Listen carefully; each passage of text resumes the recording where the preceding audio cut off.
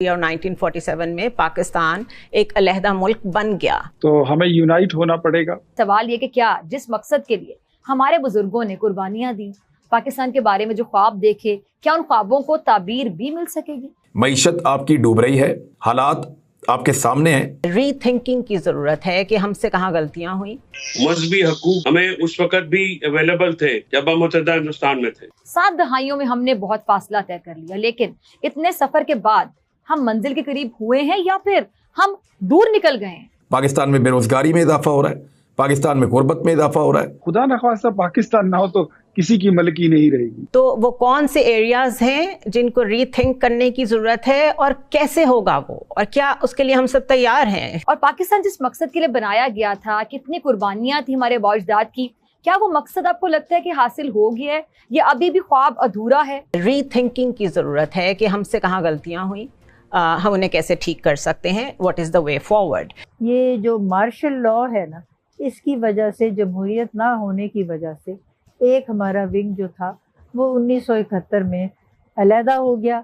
East Pakistan जो था वो बांग्लादेश बन गया और इधर हम पाकिस्तान जो वेस्ट पाकिस्तान है, इसके 4 सूबे जो है वो पाकिस्तान रह गया। हेलो दोस्तों, नमस्कार। राजन्यूज एमपी में आप सभी का स्वागत है। दोस्तों 1947 में भारत से इस्लाम के नाम पर अलग होने वाला पाकिस्तान आज खुद अपने फटेयाल देख लाइव टीवी पर पछता रहा है। 1947 से 2025 तक भारत का सफर देख पाकिस्तान ये कहने पर मजबूर हो गया है कि भारत से अलग होना पाकिस्तान की बहुत बड़ी गलती थी। पाक मीडिया का तो ये भी कहना था कि भारत में 1947 से पहले भी इस्लाम को मानने की पूरी आजादी थी, लेकिन राजनीति में सबसे बड़ा नेता बनने वालों ने भारत पाक में बंटवारा करा दिया, जिसका खामियाजा आज सिर्फ और सिर्फ पाकिस्तान को भुगतना पड़ रहा है। भारत तो पाकिस्तान से अलग होकर पहले भी खुश था और आज भी खुश है। तो दोस्तों आइए देखते हैं 1947 के बाद भारत से अलग होने वाले पाकिस्तान के फटेहाल पर पाकिस्तानी मीडिया की एक और लेटेस्ट वीडियो। हमारे अपने ही फौजी हैं, हमारे अपने ही पुलिस वाले हैं, हमारे अपने ही लेवीज के लोग हैं, हमारे अपने ही मजदूर हैं, और हर सिविलियन हमारा है जो इस जंग में आग का निशाना बन रहा है। और टेररिस्ट के बारे में जो सबसे सही डेफिनेशन है वो यही है कि उसका कोई मजहब नहीं होता, ये सिर्फ दहशतगर्द होता है। इस एतमाद के साथ क्या हमारी पॉलिटिकल, सिविल, मिलिट्री सारी लीडरशिप क्या तैयार है कि जवाब कैसे देना है टेररिस्ट को? और अगर तैयार है तो क्या उसके ऑप्टिक्स नज़र आ रहे हैं, उसके कोई आसार नज़र आ रहे हैं? और अगर डिफरेंस ऑफ ओपिनियन आ भी रहा है तो वो किसी कंसेंसस बिल्डिंग की तरफ जाएगा या किस तरफ जाएगा? जिस तरह आपने बात की कि हम मुख्तलिफ किस्म के मामलात में उलझे हुए हैं। एक तरफ आपको इकोनॉमी पे लड़ना होता है कि कुछ अरसा पहले अगर आप जाएं तो देखें, आपको नज़र आता है कि पाकिस्तान की डिफ़ॉल्ट होने की आवाज़ें थी कि पाकिस्तान जो है तो वो डिफ़ॉल्ट कर जाएगा।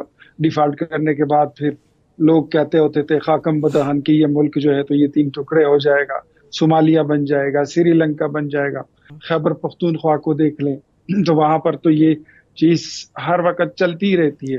मतलब आप अगर देखें तो इलेक्शन से पहले और इलेक्शन के बाद अमन पासून के नाम से, अमन जिरगे के नाम से वहाँ पर ये प्रैक्टिस जो है ये शुरू है, चल रही है।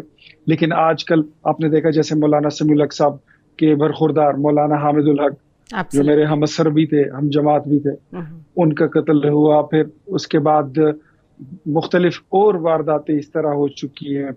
और फिर सब अबव ऑल जो जाफर एक्सप्रेस का वाकया हुआ, मेरे ख्याल में वो करारदाद पाकिस्तान मंजूर करने वालों और इकबाल के पाकिस्तान का ख्वाब देखने वालों के झंझोड़ने के लिए वो काफ़ी था।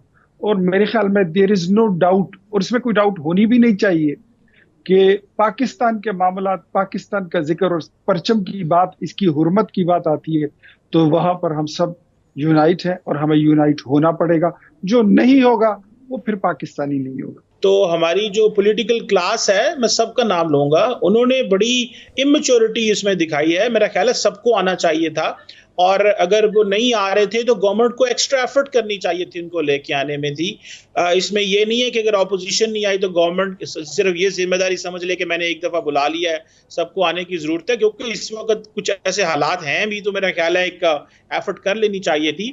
लेकिन मेरा ख्याल है दहशतगर्द जो पैगाम देना चाहते थे कि पाकिस्तान डिवाइडेड है, पॉलिटिक्स डिवाइडेड है, पॉलिटिकल क्लास डिवाइडेड है, वो बड़े कामयाब हुए हैं। और आपको पता है कि जब दहशतगर्दी करते हैं तो उसके बाद वो जो सोसाइटियल डिस्टर्बेंस होती है, सोसाइटियल अनरेस्ट होता है, या सोसाइटी के अंदर जो हिजान कंफ्यूजन की जो कैफियत होती है, उस तरह की जो सिचुएशन है उनको बड़ी उनके लिए फायदेमंद होती है, जिससे जो लार्जर सोसाइटी होती है वो ये फैसला करती है कि शायद जो दहशतगर्द कर रहे हैं और उसके बाद पॉलिटिकल पार्टीज इकट्ठी बिल बैठ के फैसले भी नहीं कर सकती, शायद ये ठीक ही हो रहा है। सो वो बिल्कुल एक अच्छा मैसेज उस वक्त नहीं गया था। मैं समझता हूँ कि मैं as a student of politics, मैंने जितनी भी अपनी पाकिस्तान की पॉलिटिकल क्लास को देखा है, इस सारी की सारी पॉलिटिकल क्लास ने हर रोज पाकिस्तान के कॉन्स्टिट्यूशन को भी कंप्रोमाइज किया है, पॉलिटिक्स को भी कमजोर किया है, मीडिया को भी कमजोर किया है, क्योंकि at the end of the day हमने तो सवाल पॉलिटिशियन से करना है ना।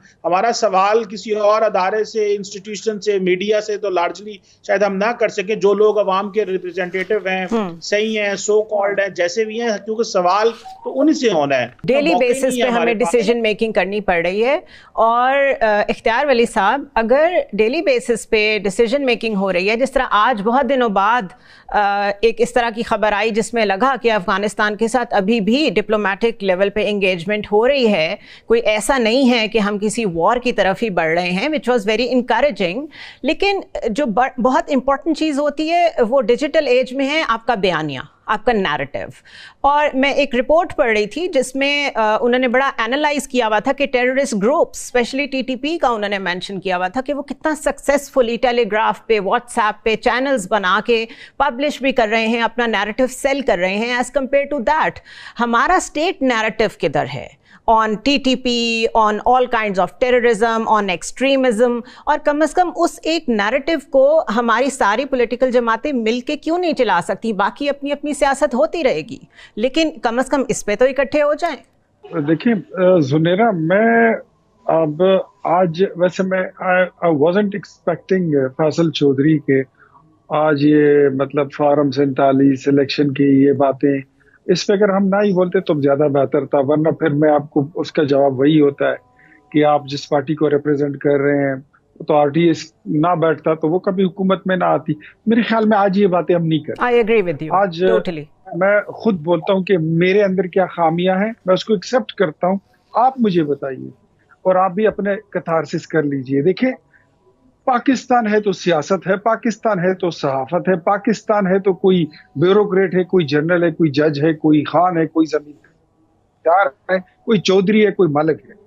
खुदा न खास्ता पाकिस्तान ना हो तो किसी की मलकी नहीं रहेगी, किसी की चौधराहट नहीं रहेगी, कोई कहीं भी नहीं रहेगा। अब जहां पर इस मुल्क की बात है तो देखें, ये अपने कहा ना कि टेररिज्म के अगेंस्ट हमारी यूनिफॉर्म स्टेट पॉलिसी कहाँ पे खड़ी है। तो स्टेट पॉलिसी तो बड़ी वाज़ेह है। 2015-16 हाँ 15-16 में जब एपीएस का वाकया हुआ था तो 16 दिसंबर को, तो उस वक्त फिर उसके बाद एक यूनिफॉर्म पॉलिसी भी बनी थी, तमाम political parties under one umbrella वो बैठ गई थी, इंक्लूडिंग इमरान खान। Absolutely. और सब ने कहा था कि मिल के चलते हैं। तो क्या हुआ, उसका नतीजा यही हुआ कि मुल्क के चारों कोनों में अमन के झंडे लहरा दिए गए, ज़रबे अज़ब हुआ, रद्दुल फसाद हुआ, आपके जो फॉरेन टर्म्स हैं, इंटरनेशनल टर्म्स हैं आपके अफगानिस्तान के साथ, इंडिया के साथ, सारी चीजें आपकी ठीक होने लगी। आपका घर जो है वो इन ऑर्डर हो गया है। अब बात बिगड़ी है, इसको कभी भी इस तनकीद में ना, बट ये एक हकीकत है कि 2021 में जो पॉलिसी अपनाई गई थी और कुछ टेररिस्ट को इंपोर्ट करके स्वात काशगर जनूबी वजीरिस्तान के रास्ते लाया गया, मोर देन 5-7,000 फैमिलीज, आज उसको हम भुगत रहे हैं।